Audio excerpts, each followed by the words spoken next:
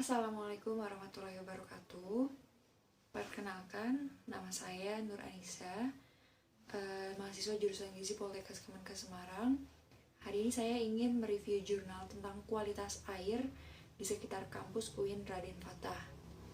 Kalau ngomongin kualitas air, pastinya kita langsung tertuju dengan hal tentang air dan gimana sih kita tahu kualitas air yang baik itu seperti apa. Oke, pertama-tama saya jelaskan dulu arti air sendiri itu seperti apa. Jadi air merupakan materi esensial bagi kehidupan makhluk hidup karena makhluk hidup itu sangat memerlukan air untuk mempertahankan kelangsungan hidupnya. Nah, secara umum fungsi air sendiri ini dalam tubuh setiap organisme itu untuk melarutkan senyawa organik, menstabilkan suhu tubuh, dan melangsungkan berbagai reaksi kimia tingkat seluler. Nah, masalah utamanya yang harus dihadapi dalam pengolahan air itu biasanya semakin tingginya tingginya tingkat pencemaran air, baik pencemaran yang berasal dari limbah rumah tangga maupun limbah industri, sehingga upaya-upaya baru terus dilakukan untuk mendapatkan sumber air, khususnya untuk pemenuhan air minum yang memenuhi persyaratan yang telah ditetapkan.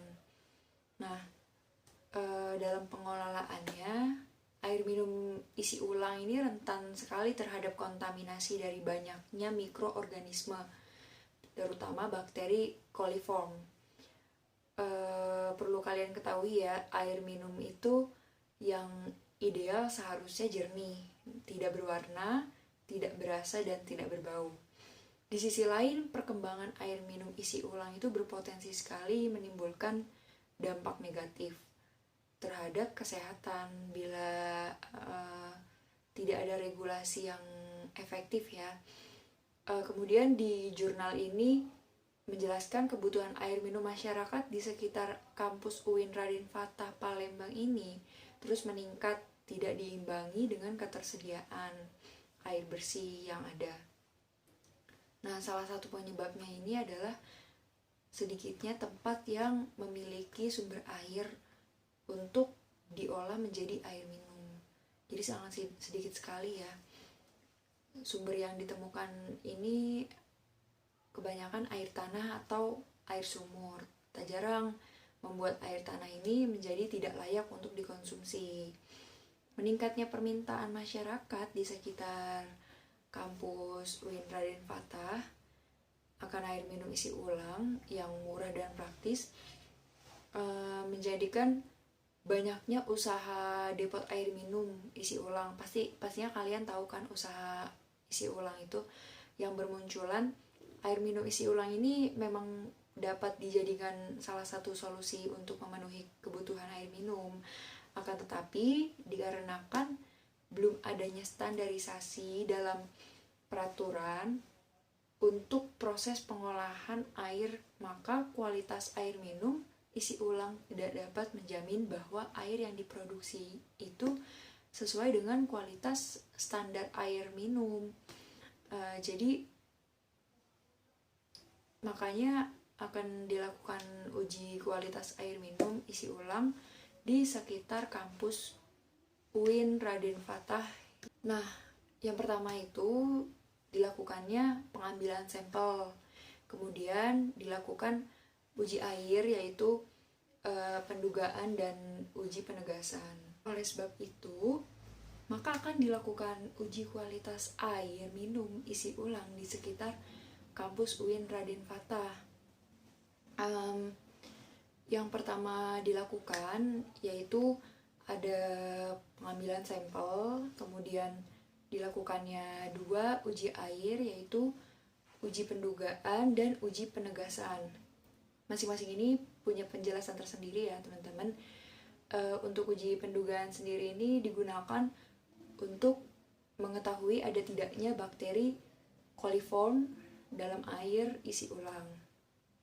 Nah, sampel difermentasikan pada media LB atau lactose broth masing-masing sebanyak 10 mili, 1 mili, dan 0,1 mili. Jadi diambil 3 sampel.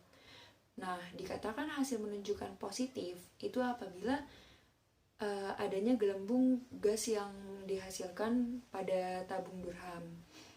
Gelembung gas dihasilkan dari aktivitas bakteri coliform yang memfermentasikan laktose sebagai sumber karbohidratnya dan menghasilkan gas sebagai produk akhirnya.